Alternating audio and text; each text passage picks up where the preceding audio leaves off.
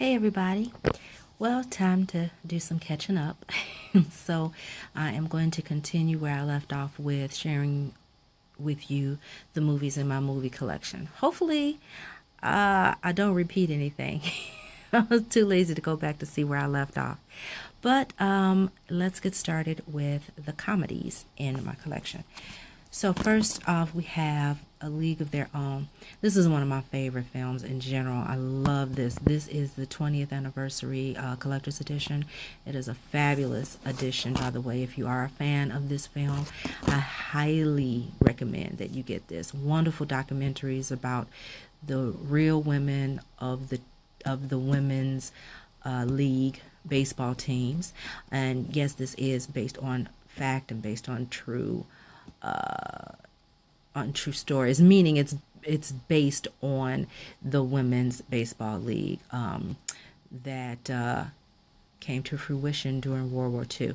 So that's what I mean. I'm not saying that the movie is a documentary, but it's a reflection of that time period and of the women's league that a lot of people either forgot about or the younger generations just never knew about, and is so good. I adore this film now, which is funny because this is a movie that's kind of hard to place if you categorize your movies by genre like I do, because I personally have kept putting this back and forth between comedy and drama, because it is a comedy, it is a drama, and it's also a sports film. So I guess it depends on your preference. I personally keep putting it back and forth between comedy and drama, but I finally decided, hey, I laugh a lot more than I do anything else in this film, so it goes in with my comedies. Next up, another favorite film of mine. Oh my gosh, I adore this movie. This is one of the funniest movies ever made. Arsenic and Old Lace, starring Cary Grant. This movie is a film adaptation of the award-winning stage play that came out back then, and Cary Grant is phenomenal. His comedic timing in this film is priceless. The entire cast is phenomenal, absolutely phenomenal, and just hilarious. If you've never heard of this film, it's about a man, Cary Grant, who, was a self-proclaimed bachelor, but he finally falls in love and wants to get married, and that's his fiance. Anyway, so he comes back. He's very close with his two aunts, sisters, who live together, and I can't remember why he comes to the house or comes back to the house, but he finds out inadvertently that these two sweet, lovable, adoring women are killing men in their house. Murdering them with arsenic. It is the most freaking hilarious movie. The characters, the situations that everyone gets put in. Cary Grant, he holds this movie together like nothing else I've ever seen. And I'm not saying that in a bad way. I'm saying because he interacts with all of the characters, and he's busy trying to like cover this part up from the police, and he's trying to keep that person away from here, and he's trying to keep this crazy, was it his cousin or something, locked up. I mean, it is just a farce of comedy. I love this freaking movie, and this is the original black and white version. They did a colored version of it, but no thank you. I'm a purist. I like the original in black and white, and that's what I have. Okay, moving on. Best Man. Really enjoy this film. This is a really good film. It's kind of it's a comedic drama, but it really is funny. It's just funny, fun-loving, and yeah, Best Man. Next up, another favorite, Big Trouble in Little China. I was a fan of this movie a long time ago before it became, a thing. I'm happy it's a thing now. I'm so glad it finally got its following, whether it's a cult following or mainstream, it doesn't matter. But this movie was just so underrated for so long, for too long. And I'm a Kurt Russell fan, period. But he was just so freaking good in this movie. Come on. Yeah, I know they're doing a remake with Dwayne Johnson, whatever. Kurt Russell will always be it for me. Next up, The Birdcage. I love this movie. This movie is a American remake of La Cage aux Folles, and my God, I don't even know what to say. I mean, if you've seen this, you know how freaking hilarious this movie is. Robin Williams and Nathan Lane and Gene Hackman and Diane Weiss, they just the comedy. This is just a brilliant movie. Hilarious. Next up, To Know Me Snow. You know I love my movies, old school, new school, doesn't matter. And the 70s are a favorite genre of mine. Just too many good, authentic movies, man. But I digress. Car Wash, funny as hell. I just think it's hilarious that Richard Pryor and George Carlin are on the cover when they were in the movie all of 10 minutes. But I guess because, they were the big names, so they got put on the poster.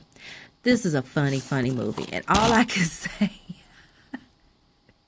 I'm thinking about it now and I'm laughing because it's just like all you have to do, man in a trench coat with a bottle with urine and people think it's a bomb. Yeah, that's a thing at the car wash. One of the funniest ass scenes ever put on film. Oh my goodness. Another movie I love, Ferris Bueller's Day Off. Now, it's funny to say I'm saying this with the comedies that I have because as much as I love comedies and I love to laugh, I laugh all the time. And I love comedies, but personally for me, I don't think that there are that many good comedies that have been made. I think it's a lot of garbage that is made, a lot of juvenile crap that's made, and I don't consider that comedy. So I was saying that to say that the fact that I even have this many comedy movies is a surprise to me, honestly. But who doesn't love Ferris Bueller's Day Off? Psh, classic. It never gets old. I don't care how many times I watch it. Never gets old. And this is the Bueller Collector's Edition. Oh my goodness, another one. Friday. Oh my God.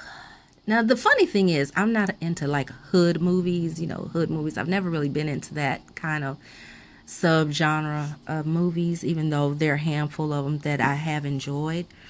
But this movie is flat out funny. I mean, the first time I saw it, oh my God, I don't think I had laughed that hard in so damn long. Whoever would have thought that Ice Cube and Chris Tucker together would be as funny as they were?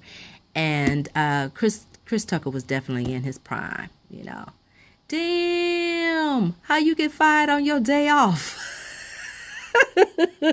And I'm also say this has to be one of the most quoted movies. There are a lot of movies we know out there that are just highly quotable and quoted all the time. And this movie is quoted a lot. And a lot of people who haven't seen the movie don't even realize what people are referencing. This movie is quoted a lot. A lot. Okay. Another favorite. Oh my gosh, I adored this movie. Galaxy Quest. Just flat out funny. Just flat out funny. I mean, stomach buckling, can't breathe funny. To me anyway. I don't care how many times I watch it. I laugh my butt off. Great casting. Fun movie. Great premise. Classic Ghostbusters. This is my Ghostbusters Steelbook. It's beautiful. Beautiful, beautiful. It's one of my favorites. Next up, a very underrated film. This is Life, starring Eddie Murphy and Martin Lawrence. And I have to tell you, this movie has to be, in my opinion, and the irony that they both were in it together isn't lost on me, but I think this was the last great film that Eddie Murphy and Martin Lawrence have done, either on their own or together. It doesn't matter. I think this is the last good film they've both done. And it just so happens they were in this together. This is an excellent film. Excellent. I mean, it has a lot of drama to it. It's a comedic drama. But oh my goodness, Eddie Murphy and Martin Lawrence are amazing together in this movie. It takes place, it's the 20s if I remember. Take place in the 20s. But if you're not familiar with it, I'll just read the back real quick. Eddie Murphy is the fast-talking con artist Rayford Gibson, and Martin Lawrence is the conservative bank teller Claude Banks. The two are accidentally teamed up to become the funniest odd couple east of the Mississippi. In an effort to pay off Ray's debt and restore Claude's reputation, they travel south on a bootlegging run for some quick cash. There is no limit to their comical misfortune as they are placed at the scene of a crime, and their mistaken identity lands them right in front of the judge, and they get life for it. And it shows how these two guys become friends whether they wanted to or not, because they're forced to be together for the rest of their lives. They serve life in prison, and it is funny as hell. Bernie Mac, I love him so much. Miss him too. Freaking hilarious. And this movie has a lot of quotes in it too. But it's like Bernie Mac, man, he just made me sick with laughter. It's like, what's your name? Jing-a-lang, jing-a-lang, jing-a-lang. Yeah, you have to see the movie to know what we're talking about. Men in Black 3. This is the only Men in Black movie I own, really. Even though I did enjoy the first one a lot, I just didn't need to own it. And Men in Black 2 was like, it was okay. I think I saw it once. I was so surprised how much I loved this movie. This is the Steelbook, if you haven't seen it. And I was so surprised how much I loved this film. And I mean, literally, I had watched it on cable because I refused to go see it at the show. Watched it on cable, and when I did, I literally went and bought it the next day. And I was lucky enough to get the Steelbook. I really love this movie. I think it is so good. Okay, next one, Oskar. Another movie that people just are not up on or chose not to give it a chance because it is Sylvester Stallone in a comedy. This is in the time period, Sylvester Stallone, he wanted to do other things, not just do Rambo, not just do Rocky around that time period, you know what I'm saying, and doing all the action films that he was doing. And this is like an old school farce comedy. And when does it take place? This looks like the 20s too. I think this was the 20s. Oh my God. See, you have to like this type of comedy. It's kind of hard to explain. Ah, man, it is so freaking good. It is so hilarious. What's to say real quick? Sylvester Stallone teams up with comedy director John Landis, and the results are hilarious. Stallone plays Chicago's #1 gangster, Snaps Provolone. After promising his father that he'll quit his life of crime, Snaps realizes it's an offer he should have refused. As the monster tries to quit the rackets, everybody gets into the act. Friends, family, even the feds. Snaps soon discovers going straight is the toughest job he's ever pulled. Critics coast to coast praise this fun-filled big screen treat. You'll find it packed with laughs from beginning to end. And I totally agree. People just didn't want to give Sylvester Stallone a chance of doing anything other than action. Oh my gosh. This is one of my favorite films, period, across the board. But it is definitely one of my favorite comedies. My gosh. Jack Lemmon and Sandy Dennis, they are just hilarious in this movie. If you have never seen this classic film, this is about a man, Jack Lemmon, who gets this great opportunity. He has this job interview in New York, and they live in Ohio. So they're traveling to New York for him to have this job interview. And nothing but chaos, drama, escapades, anything that can go wrong does go wrong. And it is just hilarious. You ever hear anybody go, what is your name? You are going on my list. Yeah, if you see this movie, you would totally know what it means. These poor people go through hell. Oh my gosh. Their trip to New York. New York was not good to them. That's all I have to say. This is one of my all-time favorite movies, and I've seen this movie so many times. This came out in '69. I've seen this movie so many times and continue to, and I don't care how many times I watch it. I still laugh out loud, gut-wrenching laughter like I've never seen it before. Okay, Overboard. I adore this movie. This is the movie that united Cody Hawn and Kurt Russell. This is where they met. This is where they fell in love. One of my favorite, and I'm not even into celebrities in movies. I could care less about celebrities and movie couples and stuff, but I really like them. I like them as a couple, and I like them as actors and people. They're cool. So I digress. But Overboard, a fun film. Yet again, another movie that's being remade. And now that I think about it, I think it's being remade with Dwayne Johnson too. Enough with remaking stuff that's already good. I'm so sick of that crap. Anyway, Tropic Thunder. What? There's nothing else to say.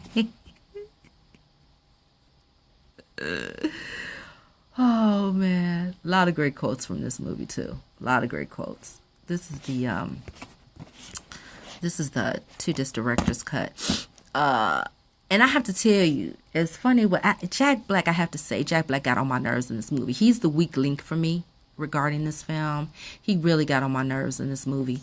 But what I was going to say, one of the treasures, one of the treats, because I remember when I first saw it when it came out, when Tom Cruise hit the screen, it was funny because you like, who is that? It's like he looked familiar, but you couldn't peg it. The makeup was so good, and when it hit me, it was Tom Cruise. And then that post credit scene or end film scene is priceless. Last but not least, and the comedies in my collection, another favorite of mine, The Wedding Singer. I love this movie. Oh my gosh, this movie is positively hilarious, and it is so charming. Could Drew Barrymore be any charming and adorable in this movie, honestly? And I have to say, this is the only Adam Sandler film that I like. I'm not a fan of his. I'm not a fan of his movies. But this movie, he is amazingly good in this, and I really, really like him in this movie. I liked the entire cast. Just a lot of fun, good times. It's just a great movie, great 80s nostalgia, great music, great soundtrack. Oh, and who cannot love that that heartbreak song that he wrote, that the character wrote in the movie. I don't care how many times I see that movie. I fall out laughing at that scene. So there you go, guys. Thanks for checking it out. I'm trying to get back in the swing of things. I hope you enjoyed seeing what comedies I have. I will see you next time. Bye-bye.